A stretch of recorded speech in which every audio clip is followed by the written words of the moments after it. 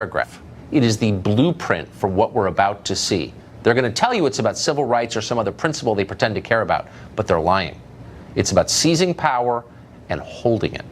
That's their only aim. They're deadly serious about it. Well, you were grilling in the backyard last night. They were plotting, in effect, a coup. Ethan Behrman is a radio host in California, and he joins us now. Ethan, this really kind of says it all.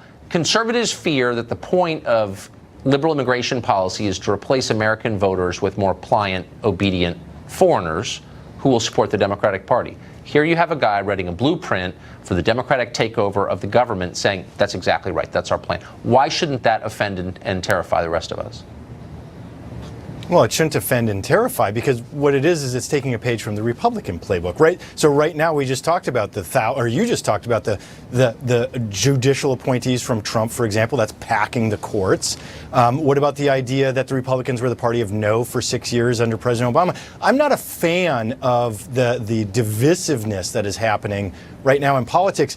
But why shouldn't the Republicans play the same way that the Democrats play the same way the Republicans do, which is just to oppose? Look, I will concede this point, which is that politics takes place in the political process, and both parties play hardball, and both parties lack principle, and both parties do things that are embarrassing when they're exposed.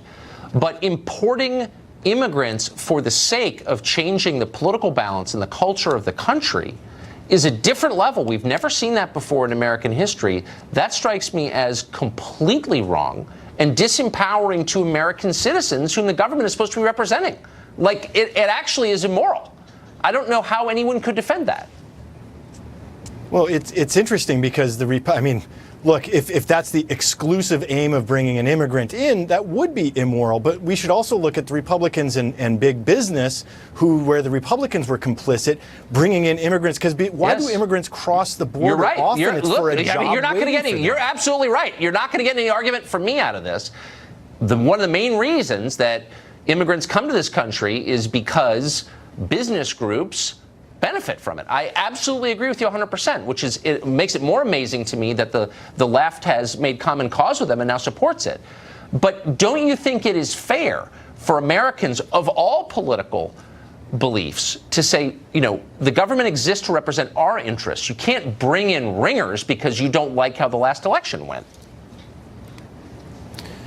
Well, there are a couple of different issues there. But first of all, one of the ways that's such a big issue, when we talk about the protests that we were talking about with the Statue of Liberty, among other, the big protests this last weekend, is immigrants have rights here too. So even if you're not a citizen, anybody on U.S. soil is covered by the 14th Amendment. The courts have ruled on that. So how we treat people really does matter. And I don't like when we use people as political pawns. However, the issue is how we treat people. Are we welcoming people to the United States? Diversity but what about how they is treat us? Wait, hold on. There's a lot about how we treat them. How about how they treat us? If you come here from Congo, there are a lot of great Congolese. I'm not attacking the Congolese. I'm attacking the Congo, which is one of the worst countries in the world. So you come here from there, and you immediately take over one of our monuments and accuse us of racism. Where's the gratitude part where you express happiness that you're in America and thankfulness for all the things that you got from this country? How do you wind up in a place where you're taking over the Statue of Liberty when you're not even an American? I don't understand. Why should we put up with that? Why should we like that? But it is a great tradition here, and many of us are very upset about the separation of the families at the border, the massive reductions in legal immigration. It was just announced that the president himself just is rolling back through his administration. The Army program that allows people to become citizens. Again, this diversity is a great strength. Many wonderful people have come to the United States and become citizens through these programs. Look, I'm not saying that Americans or even people in America don't have a right to express their views. I'm for the First Amendment. That's why I'm not a liberal. But explain to me, and be honest, are you comfortable with someone escaping a country like Congo, showing up in our country and immediately denouncing the country that took her in and saved her as racist? Does that bother you at all? Because it bothers me a lot. She actually established a personal. She's a personal trainer in New York City. She's established a business. She's participating in our process.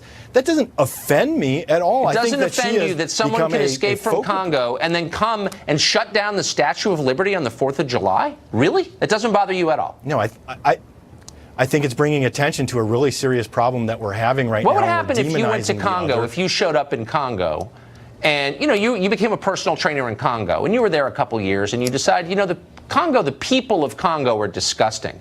And I'm going to take over the most sacred monument in Congo and shut it down to lecture the people of Congo about how immoral they are. How do you think they'd respond if you did that? Well, probably not well. And the great news is we are a country ruled by laws and a constitution. Uh-huh. But don't you think there's something wrong? Don't you think it's something wrong? I mean, shouldn't immigrants be grateful? I mean, isn't that kind of like a baseline request that you be grateful to be here? We're letting you in. Well, we're giving you money. We're giving you lots of free stuff, as we do. Shouldn't you be a little thankful? No? Or is that too much?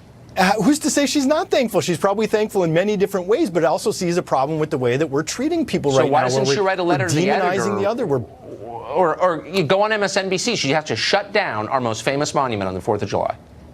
That's okay. Yeah, I mean, I just think that is part of a great process. It was non-violent. It was non-destructive. It just happened to be annoying to some people, and apparently that's the biggest offense. Yeah, pretty big offense. Ethan, thank you. Good to see you. Thanks, Victor Doctor. Davis Hanson.